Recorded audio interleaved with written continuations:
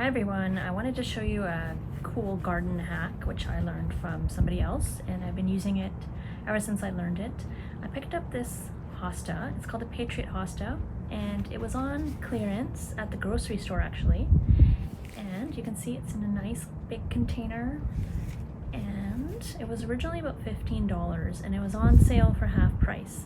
Now half price is $7.50, which I think is kind of actually a little bit expensive for a plant. But what I did is I looked on the shelf and I found most of them were just one stem. A few of them had two stems, but this is the only one I found, but it actually had three stems. So I'll show you what I mean. So inside you can see you can actually divide this into three separate plants. So there's one right here. This is one plant. This is another plant right here. And then on the bottom right is the third plant. So I was looking very carefully at the stems, and that's how you can tell the number of plants in there. So like I said, a lot of them were singles, there was a few doubles, and very rarely you'll get 3 in 1. So 3 separate plants for $7.50 was actually a really good deal. So I bought this one. And just to give you a little bit of knowledge about this one, so this one is partial shade to shade, and it gets 24 inches tall to 36 inches wide. So basically 2 feet tall, 3 feet wide. So it's quite a big one. And like I said, it is part shade to shade.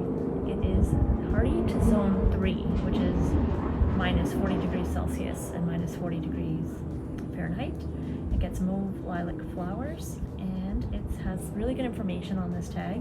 It says it prefers moist, well-drained soil, fertilize in spring with an all-purpose fertilizer prior to new growth, remove any old blooms to promote new flowers, cut back after spring blossoms to promote new growth and fall blooming. So it looks like it can bloom twice if you deadhead it. And yeah, it's great in borders or mass plantings. So let me try to separate these into 3 separate plants, and I'll show you how I do it. Very carefully is how I do it, but let's see if it works.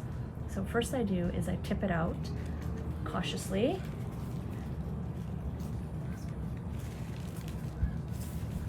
I just squeeze the sides of the container until it starts coming out, and then gently put my fingers under there to support it so I don't break any more leaves.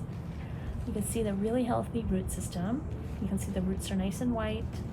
Good soil here. It's a little bit dry, but not really.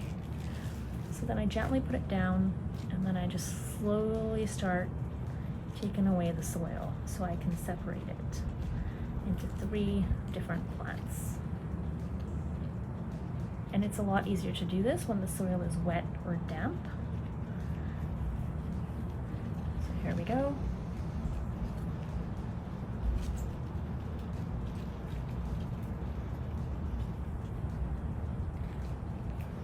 Gently teasing these roots apart. And hostas are very tough. You can probably rip them, but I'm just gonna try not to do that because this isn't the biggest hosta.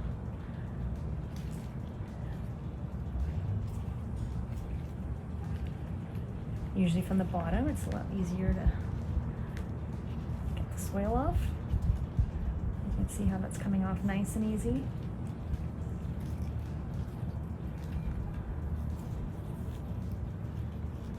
Probably shouldn't have worn a white shirt when I did this, but anyways. It's beautiful sunset here.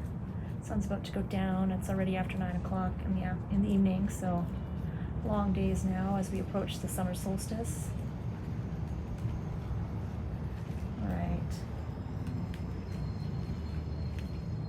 And this leaf is broken. It's easy, you just chop that off and it'll grow back, no problem there. Okay, so what you can do is, if you have a hori knife, you can actually cut, as long as you get roots on each part, you can cut it apart.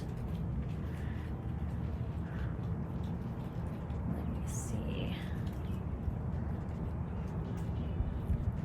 Try to do this without my hori knife. You can also use an old bread knife. I don't know, it has to be old. You can use any bread knife. I'm sure you can use the one in your kitchen and wash it and put it back. Okay, here we go. So,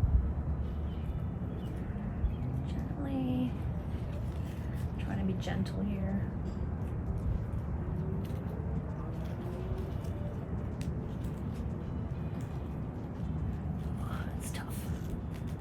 These roots are pretty tough. These are tough plants. Oh my goodness.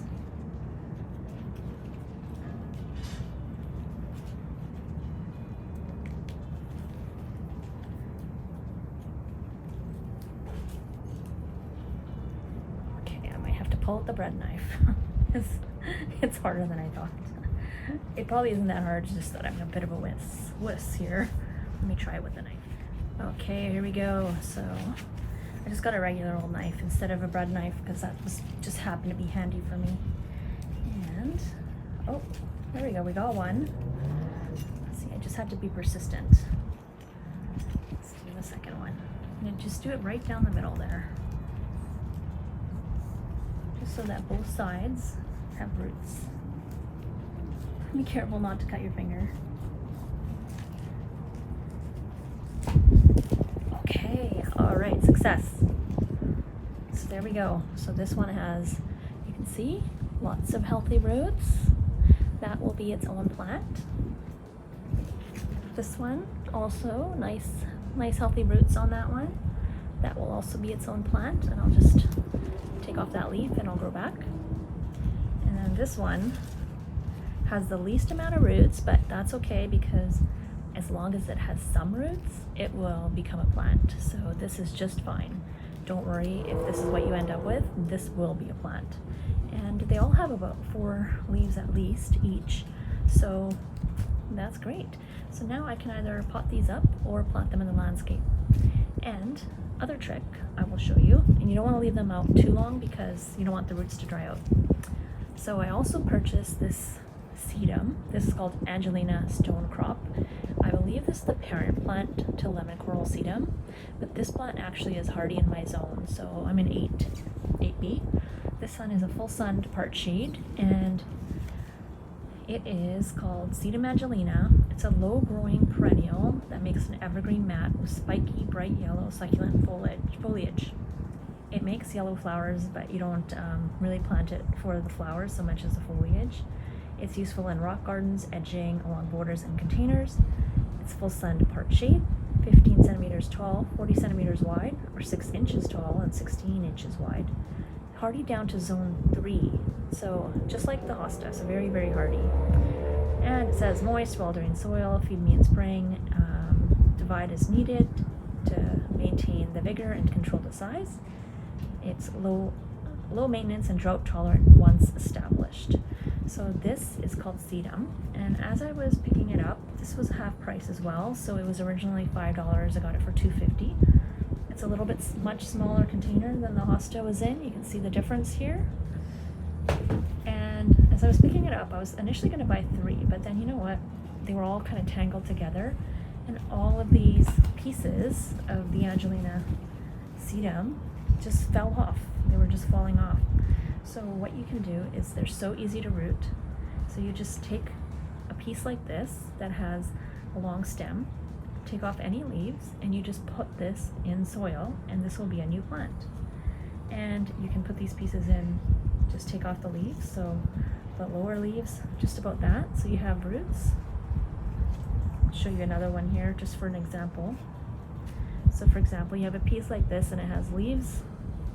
Strip off the leaves off the bottom. Then I'll show you how you can put it in soil. So here's a container as an example. I'll just show you. You can just make a hole in there, put your sedum in all the way up to the first leaf, pat it in. There you go, give it some water, and that will be a new plant. I usually put a few of them in one, and that will be a new plant. So great, cost-effective ways of making your planting dollars go further, and you can really get a lot of plants for your garden this way. So great use of perennials, and I'm gonna have 3 hostas for my shade garden instead of 1. And I'm gonna put these sedums and try to spread them out all throughout my retaining wall bed here, because my gray sword Lithodoria that I planted there last year kind of came back a little bit spotty. So this is very hardy. I think it'll do great. So tips for you to make your plant dollar spread farther.